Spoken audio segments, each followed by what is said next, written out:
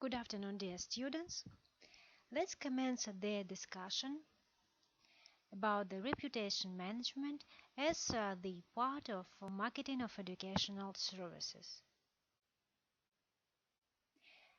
Organizations have a reputation which develops over a period of time. That reputation may be good or bad, but whatever it is, it plays a significant role in determining the entire business environment of the organization. The aim of this lecture is to explore the concept of organizational reputation, identify the various meanings attached to it, and examine the extent to which those meanings can be applied to the higher educational environment. The Financial Times ran an article on reputation management in March 2006, in which it was suggested that you only know what it is worth when it lies in tatters. The implication is that organizations tend to think of their reputation in times of crisis and pay less attention to it when things are good smoothly. The ideas of reputation and reputation management are rainbow concepts because of the multiple shades of meanings attached to them. However, there appears to be a convergence of thought about good reputation and its importance to organization. Phil, for example, found that a good organizational reputation has a positive impact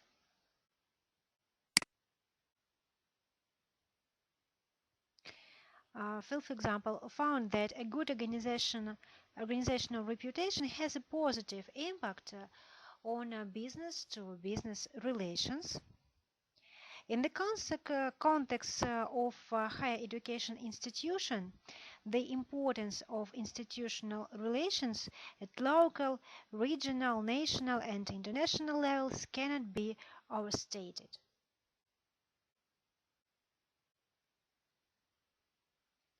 The importance attached to public information and knowledge is thus closely associated with the originator of the message.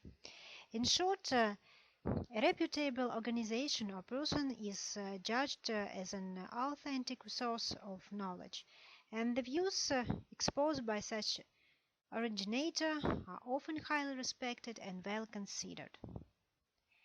As a concept, reputation has multiple meanings and interpretations, and only a few of these will be dealt with here. Key perspectives on reputation include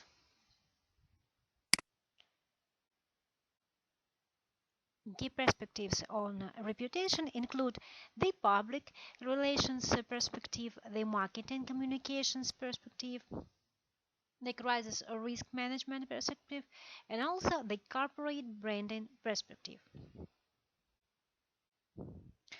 And now we turn to the public relations or PR perspective. The first. There is a belief among many in the field of management that the idea of reputation management is a direct outgrowth of the predecessor concept of public relations. Organizational chief executives, however, continue to see PR as mission critical. Nevertheless, PR has its own reputation problems. It has sometimes been associated with organizational totalitarian propaganda, and as a field of spin and image. Also, although a variety of definitions of PR have been suggested, most appear to feel that it comprises those efforts used by management to identify and close the gap between how the organization is being by its key publics and how it would like to be seen. PR has a multiple role, roles including defending an organization from attack by competitors, publicizing its success, building a long-term image, and nurturing relationships with potential and current customers. However, many organizations use PR for crisis management and as a tool for handling complaints. In so doing, they reinforce the reactive rather than the creative purpose of PR, and along with this, the idea that PR is about firefighting. Indeed, it is often in times of crisis that organizations mobilize press conferences, begin to run staff workshops, groom senior executives for press and TV interviews, and provide a sustained communication on slide with their multiple publics. It should be noted that but closing the gap between perception and reality cannot be achieved on the spur of the moment.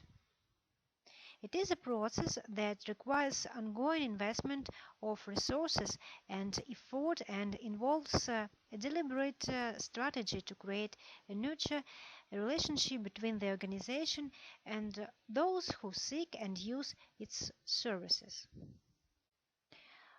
Uh, Thus, although many of the processes or tools of public relations can be utilized for management organization reputation, their indeed purposes are quite different. Next, this is the marketing communications perspective. Next level. While PR is about narrowing the gap between public perception and organization reality, communication is considered to be a key strategy for transmitting intended organizational messages in a way which engaged the public and secures its interest and loyalty to the organization.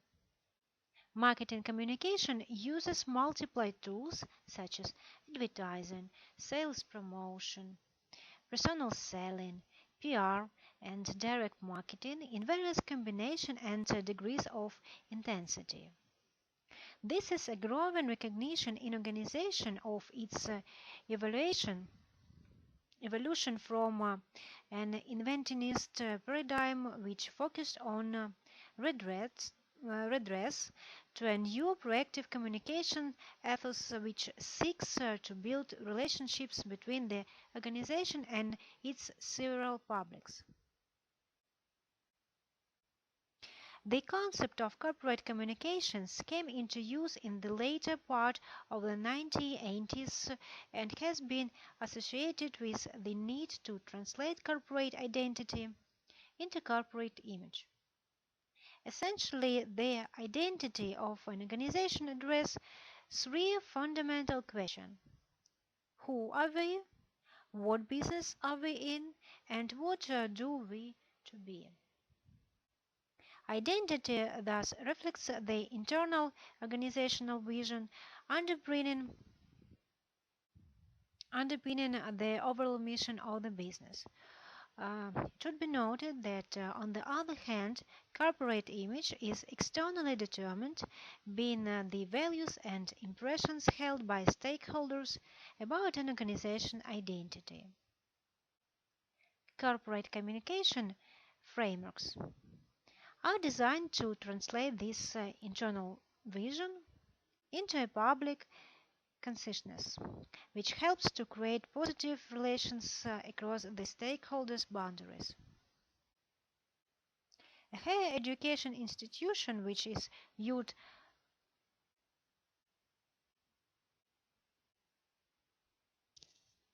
into a favorable new image. To that extent, marketing communication performs a role similar to PR, aiming at bridging the gap between current perception and indeed reality. In that context, it has influenced our conceptualization of idea of reputation management. Next level, the crisis or risk management perspectives.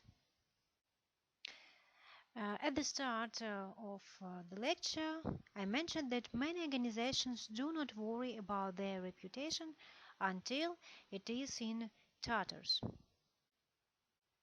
Before the before the emergence of a competitive higher education environment, institutions exceeded in a highly protected environment in which reputation was not a key element of their strategic management. Today, crisis management has become a key strategic element of many organizations. The need to have a set of procedures ready when a crisis visits an organization has become part of the long-term strategy of many organizations, including education. For example, there is a growing list of legal cases involving higher education staff and students across the world. Increasingly, students are concerned about value for money in learning and frequently have much to say about the nature and quality of instruction, resources, and sometimes even assessment. In this situation, institutions need to have planned courses of action when such situations occur. There are a variety of ways to profile and analyze institutional crises. Some scientists suggest that crises can be categorized as likely or unlikely to occur. Although revoking a university award may be a very unlikely event, some institutions have found it difficult to maintain the honorary status awarded to prominent people who are judged by the international community as unworthy on account of the way that lead their uh, lives in current circumstances. Such universities have reported recently that there is no precedent to their revocations and hence no institutional experience in managing these damaging scenarios. Other ways of categorizing crises include whether they are internally or externally controllable, although not mutually exclusive. A whose campus could come under a terrorist attack, for example, a rather unlikely crisis for many institutions, but one whose control is largely external.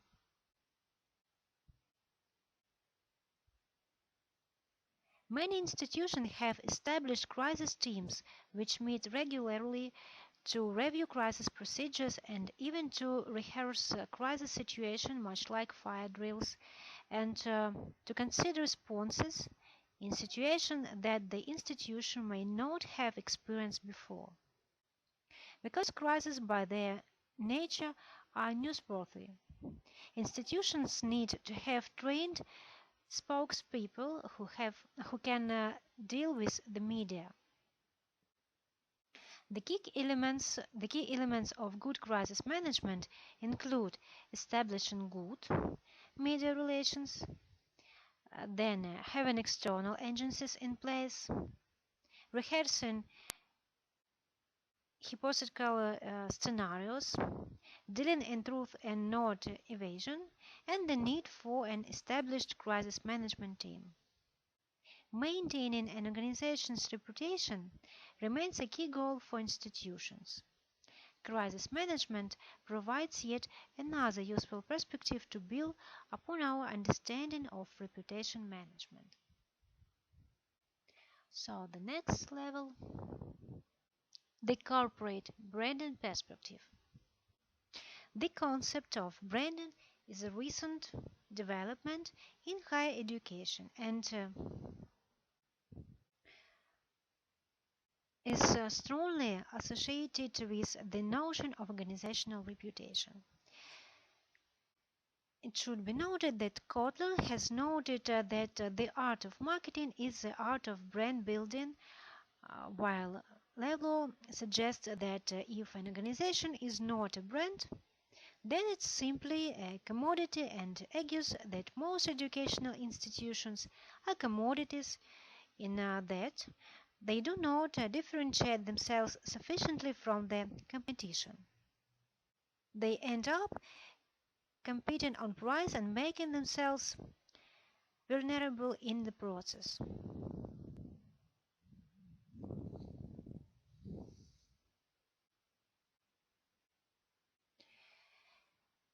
Branding proposition had to focus on quality on study programs, good value for money, and not cheap study programs, reliability, personal success, and individualism, modern but not trendy.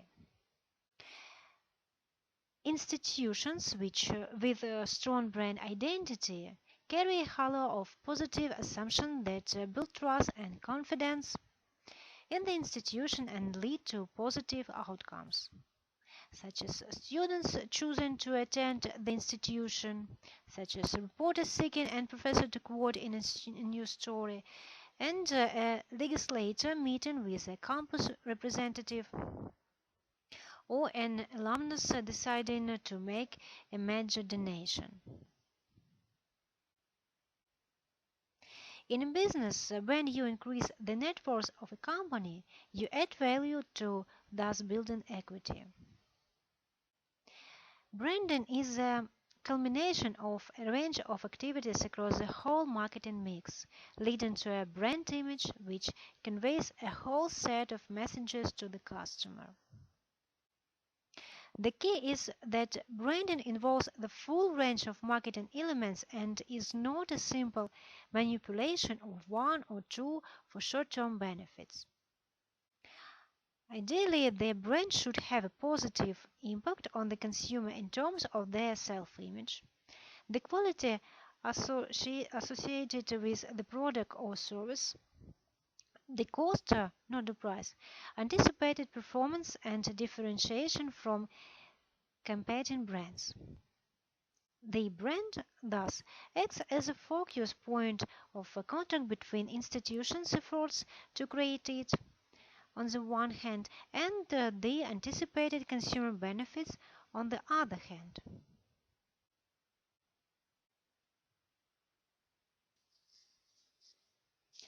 There are four broad types of assets that are usually associated with an institution's brand, and this can be used as a tool for analysis and evaluation of organizational brands.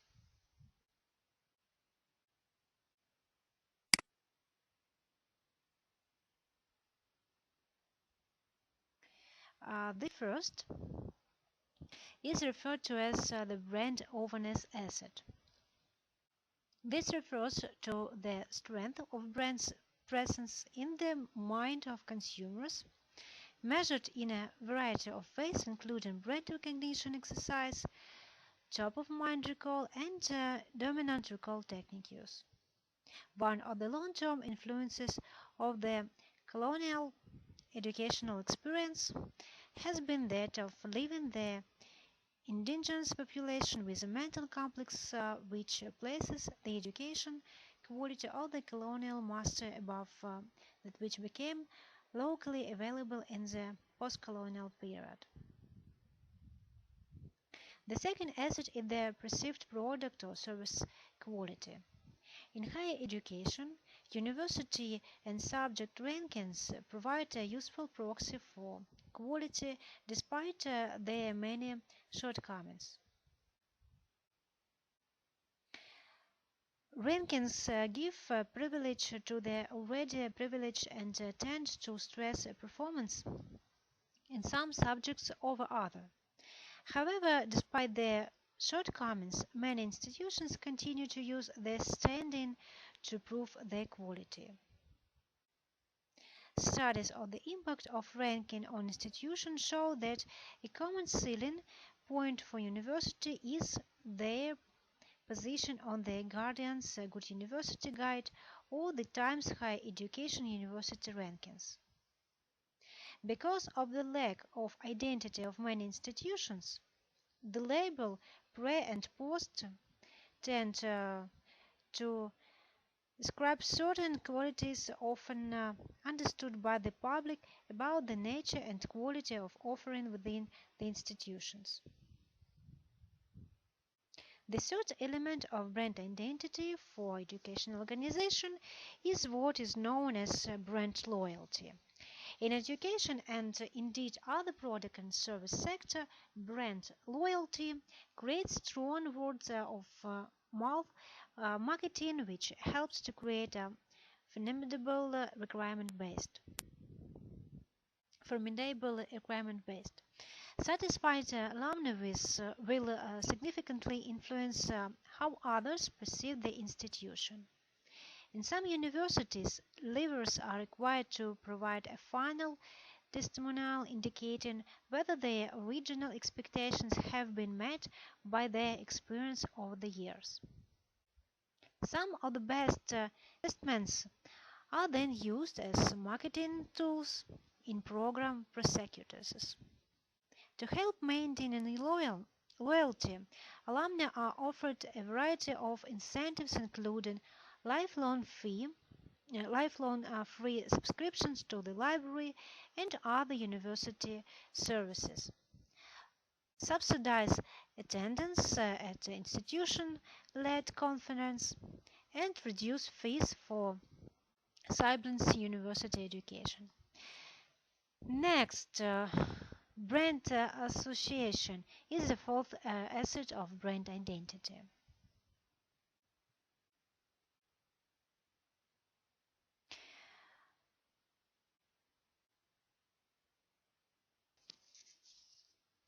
A department or university may offer Fulbright fundings or similar eminent educational support and may associate itself with key celebrity figures, as at St Andrews University in Scotland, where Prince William studied. These associations can add value to the brand equity.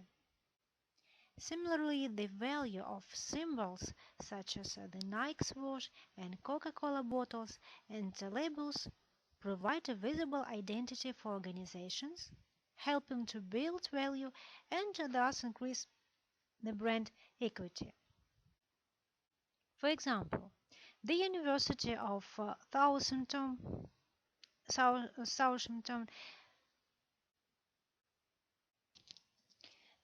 the University of Southampton has used a dolphin as its institutional logo for a long time. The rationale behind this was that the dolphin is known worldwide as a clever, friendly, and intelligent animal.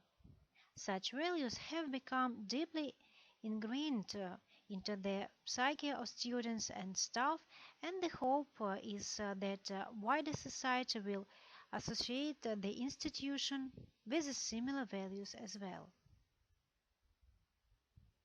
However, recent scientific evidence from South Africa suggests that the dolphin is not as intelligent as previously thought. In fact, its intelligence has been estimated to be slightly better than that of a goldfish. These new findings may not yet have universal support, but what it effectively does is to cast doubts about the wisdom of using the dolphin as a symbol of university. Because of the uncertainty surrounding this issue, the university may begin to be associated with similar uncertainty, and this could devalue the brand equity in the long time. In the long term, creating a strong brand identity is thus a key component through which the reputation of organization can be managed. So, we turn to the question: what is reputation management? Institutional reputation is one of the strongest influences of people's decisions when it comes to study destinations and subject or course choices. Reputation is a deeper seat on enduring images which are more difficult to erase from the public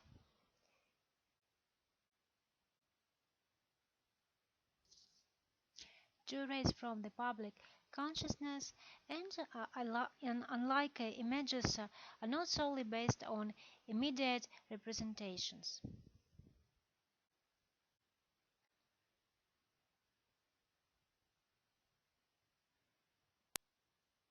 Organizations want to be associated with strong and positive reputation, and this has become for many universities a fundamental strategic aspect.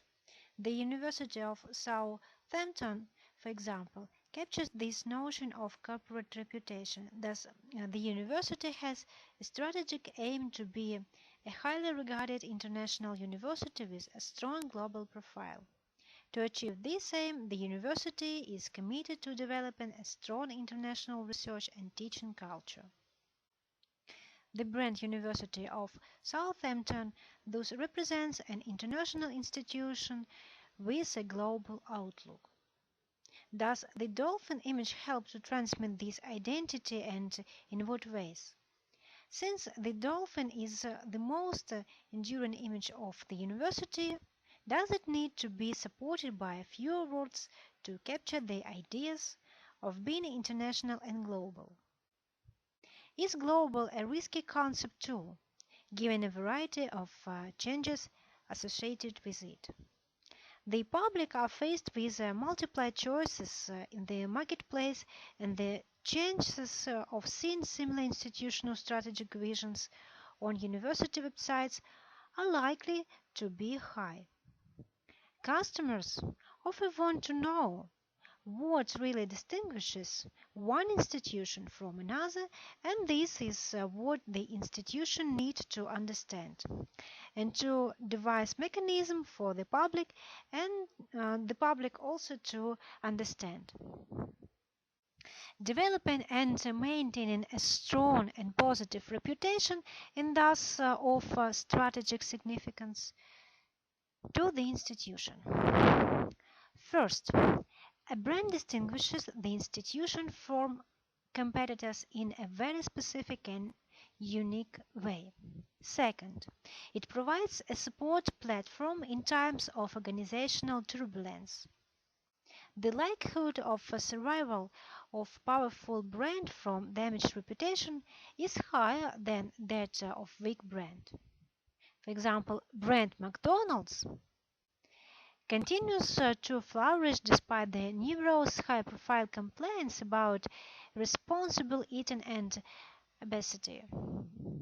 Animal rights activists have fought battles with Oxford University over animal experiments, yet these programs continue unabated because Oxford is a global front runner in medical innovation and development. Third, it provides a measure of the corporate value, and finally, especially in the commercial and retail sector, and it has a net effect on the profitability of the organization. In order to build this strong message about the institutional distinctives, recommended the next method. This is method by Lawlow. Facts method. Focus, ask, clarify, tell, and show. The first element of this method, focus. Focus on quality and the customer. The organization survives solely for the purpose of serving in customers. Its visions and purpose should therefore first and foremost be focused outside on its customers, highlighting how it will help them not only to solve their problems, but to do so both efficiently and effectively. The university should not be seen just as another place to come and study, but as a place to have life-changing experience. That emphasis is likely to hit the quality and customer focus button in a way which makes the institution and its offerings unique and distinctive. In addition, as management gurus have shown us, the only view of quality that counts is that of the customer. When internally determined criteria for quality do not match those of customers, a quality gap is created which destabilizes the very foundation upon which reputation are built.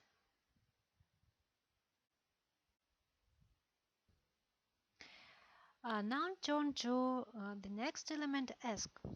Ask customers what they need and want. A key challenge manifests, especially established universities, is that of transforming themselves from being inward-looking and expect-centered to being outward, responsive and customer-focused organizations. Staff in many universities find it very uncomfortable, if not distasteful, to think of their relationship with students as being founded on a customer basis. This is not without deep-seated reason. Students are not purchasing a commodity from the university in the same way a person shops for and buys a television from a retailer. Indeed, the product students derive from the university can be both tangible and intangible, and in many ways is the outcome of the students' effort as much as that of the teachers. In addition, students wear many hats while on campus. For example, when they seek to enroll with the institution and request all sorts of advice and guidance, they may be wearing the customer's hat. When they learn and receive tuition in campus classrooms and laboratories, they could be wearing their client hats. And they wear their campus citizen hats when they exercise their right defending themselves against perceived injustice.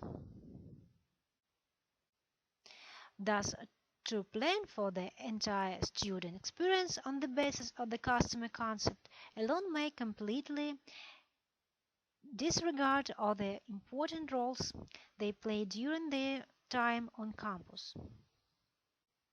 However, regardless of the type of hat students may wear as customers, citizens, or clients, planning for their experience across the range of these roles requires a good understanding of their needs and wants. This is not just about responding to their needs and wants, and it's about anticipating this sort of strategic needs identification and analysis process that underpins all curriculum, management, and administrative planning and developed within the institution. Reputation is what remains in the mind of the student after they have left the institution. The likelihood of this being positive is enhanced if the student experience, the entire corporate brand, is developed around the needs of those who are likely to want to utilize its services and product. Next instrument of this method is clarify after ask. So third element of method, clarify your image identity and product benefits. Many university institutions suffer from an image and identity crisis resulting from a range of causes. Identities and images are volatile as social constructions that, although seemingly objective, base their significance and existence largely on the interpretive capabilities and preferences of their audience. Organizational identity, as discussed previous, goes much deeper than the visible symbols and cues used to represent the organization. It is, in fact, the sum total of the sum and artifacts designed and managed in order to communicate the ideal perception of the organization to its public. A variety of marketing communications, techniques, and strategies can be deployed to communicate this desired identity. On the other hand, organizational image refers to the reception Sorry. Organizational image refers to the perception of these communication efforts by the public. The public perception of the organization and this identity is internally developed and driven, while image is externally constructed and feedback to the organization. Next element of facts method is tell. Tell customers about your differences clearly, consistently, and frequently. Why should a student who wants to study medicine choose to do it in a specific university and not any other? Why should a member of a staff seeking a professional career apply to one university and not to any other? Customers want to know what distinguishes institutions from each other. A university with a clear sense of self identity and good understanding of the competitive environment is more likely to know how and to know how it differs from its rivals or collaborators in the marketplace. The message of difference, not similarity, is what customers want to hear and ultimately constitutes a strong basis upon which customers make decisions. Once this clarity about how the organization differs from its competitors is achieved, the next stage is to keep telling the public. This can be achieved through utilizing a variety of communication channels to maximize the diffusion of the message. The message can also become a permanent part of the official university symbols, artifacts, letterheads, corporate gifts, and compliment slips. Next element show added value. This can be achieved by designing appropriate and appealing symbols, developing catchy slogans and associations, and communicating these frequently and consistently with the public. Such symbols and verbal cues help to give the organization a corporate personality, which helps with the development and consolidation of its identity. Next, we consider an analytic and process model for reputation management. In previous, we talk about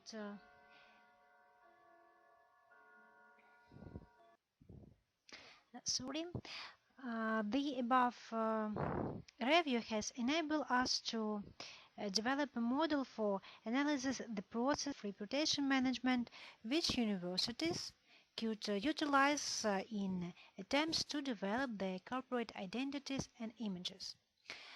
This model consists of the institutional context, the institutional reputation framework, and strategy and operational framework.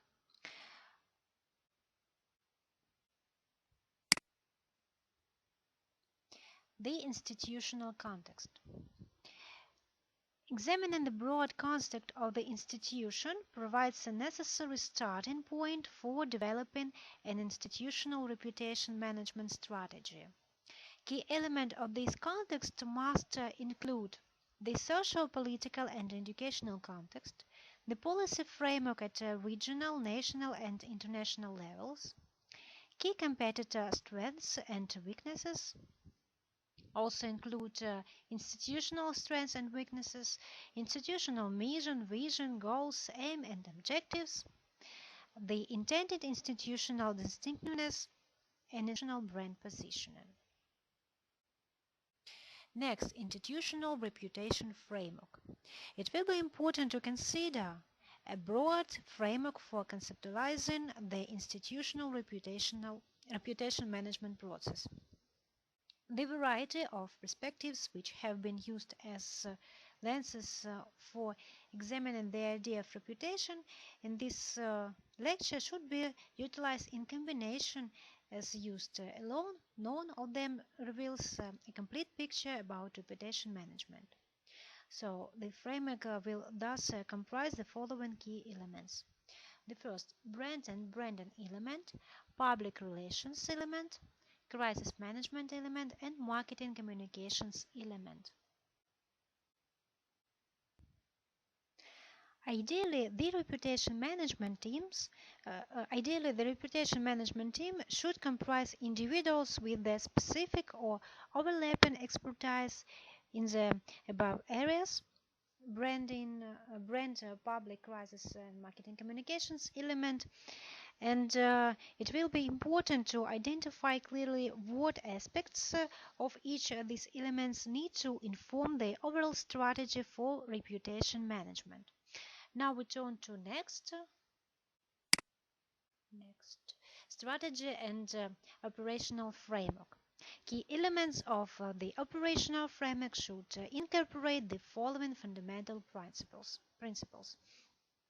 So there are teams drawn inclusively and with task orientation, focus on quality, focus on customers, also developing institutional identity and distinctiveness, communicating frequently and consistently, demonstrated added value, and ongoing evaluation.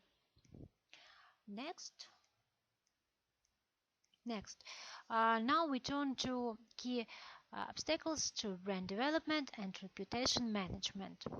Research has identified a range of aspects that make it difficult to build a successful brand, which is the cornerstone of the organization's reputation.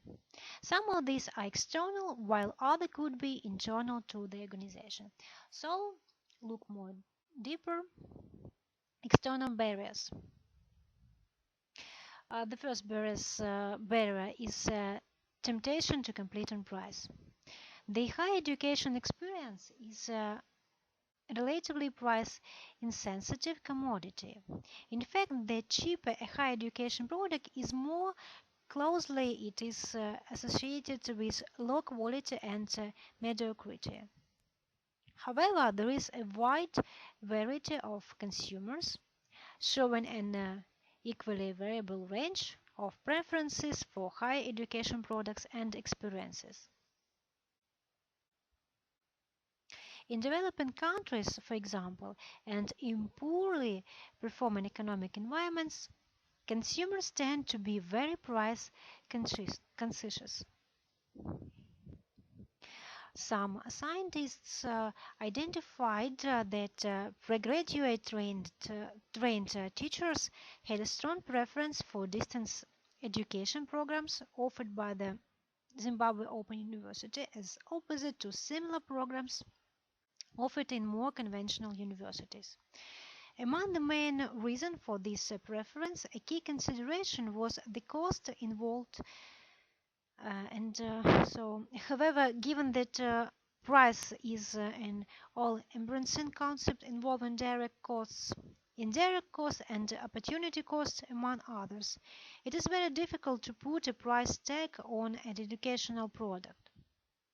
Sooner or later, consumers read into any attempt to lower the cost of educational program as at best an act of deception, and at worst an indication of low quality.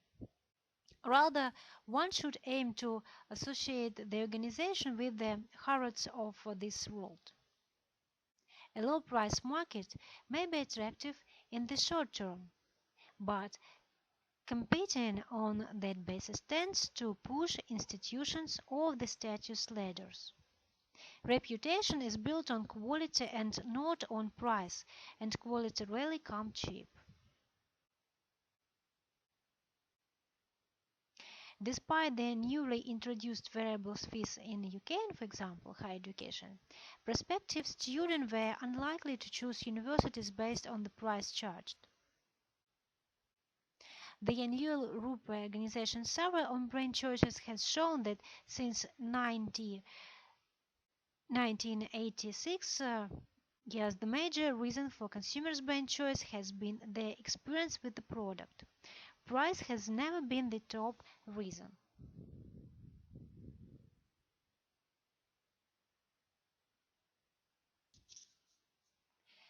Next external barriers is lack of distinctiveness. The proliferation of competitors of the higher education sector means that providers have to show how different they are from the competitor, or how different they are from the competition. Why should consumers prefer your product over others or service over others?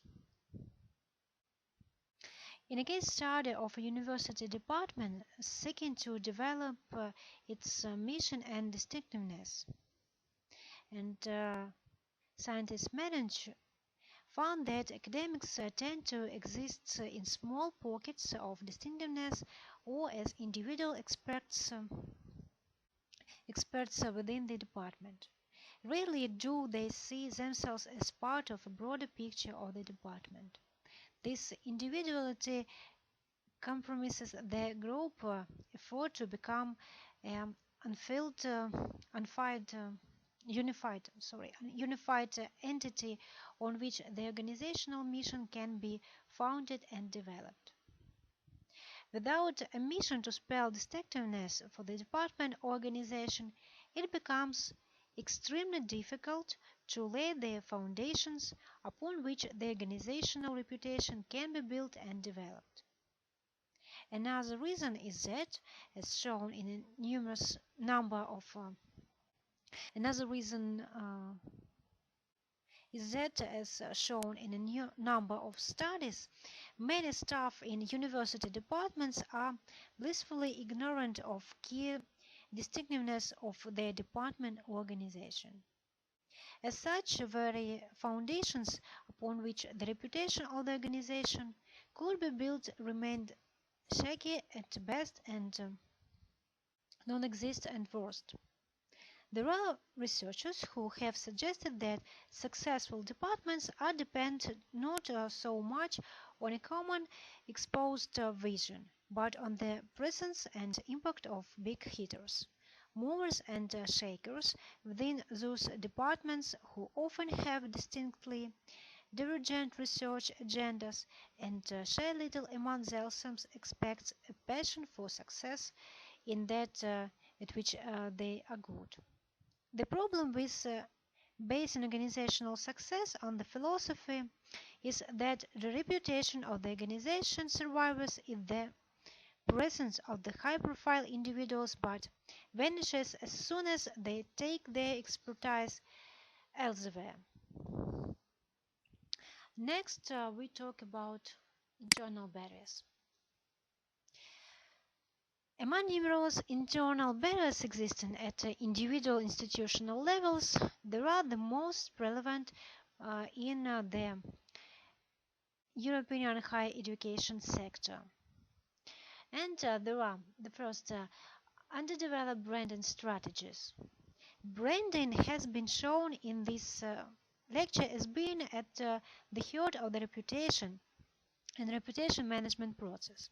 However, within many academic departments, excluding those with a management and management remit, there is a serious shortage of expertise with the appropriate background and expertise to undertake and manage the branding and rebranding processes.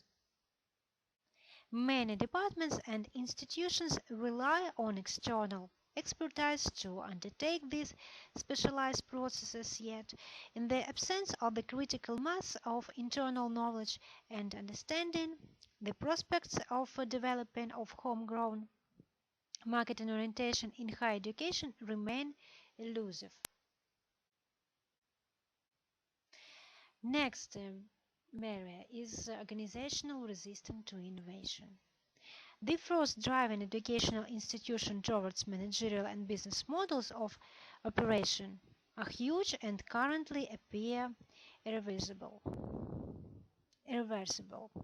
This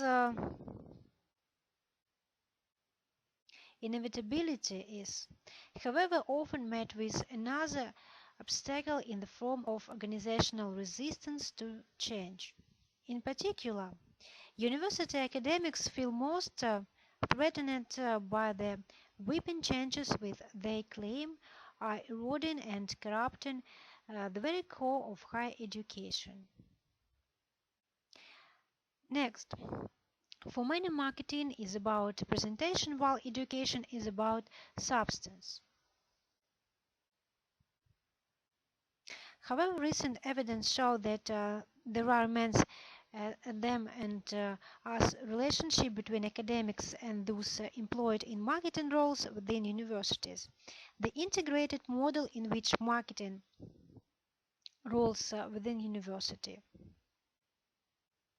the integrated model in which marketing becomes embedded in the core business of academic departments does not have a substantial existence in many institutions. Concepts such as branding and reputation management continue to be frowned upon and viewed with suspicion if not contempt by academics in university departments.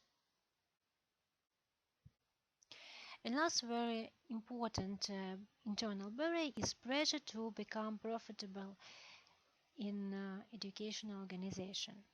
The business model that has taken over higher education requires university departments to be seen as cost centers.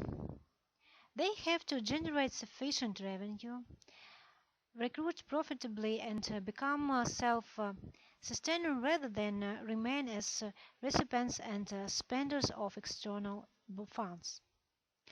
In the last few years, we have witnessed closure of chemistry and physics departments in some universities, largely because they had become financial liabilities to their host institutions.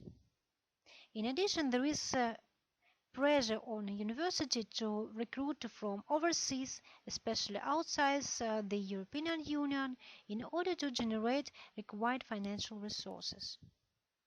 This has had the net effect of increasing overseas enrollment, sometimes at the expense of local recruitment. There is anecdotal evidence in some departments that upward of 95% of postgraduate students are from overseas.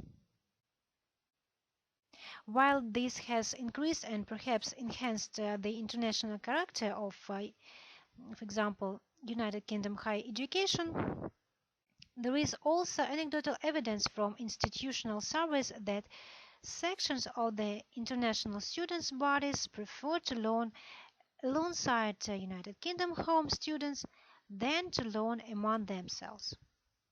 And for example, the reputation which United Kingdom higher education has enjoyed as a destination for truly international educational experience is thus being brought to question through decisions driven by a desire to become profitable. And a conclusion to this lecture. Institutional reputation is one of the main, if not the key influencer of customer decisions in higher education. As a concept, it has multiple meanings arising from the right contexts in which it has been derived. The PR perspective sees reputation and reputation management as a tool for maintaining peace and good relation with the outside world. As such, its role is largely that of responding to rather than anticipating problems and organizational changes. Reputation management in this sense becomes an exercise in closing the gap between external perception and indeed internal reality, and thus assumes as an instrumental rather than a strategic significance. The marketing communications perspective performs a role similar to that of PR in viewing the purpose of reputation management similarly as bridging the gap between external perception of the institutional identity and the intended internal identity. And it should be noted that the crisis management perspective assumes that the university, like any other form of business or commercial enterprise, is a risk-taking activity. Thank you for your attention.